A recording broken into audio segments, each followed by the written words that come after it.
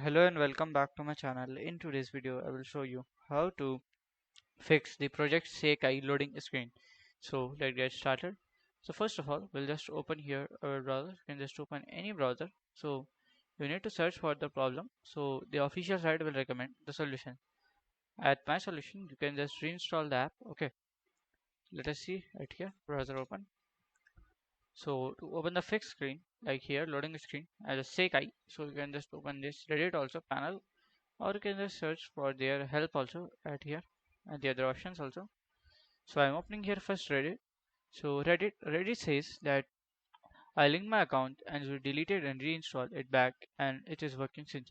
So simply you have to just reinstall the app and then it will be fixed. Okay, the Sekai would be fixed. Sekai.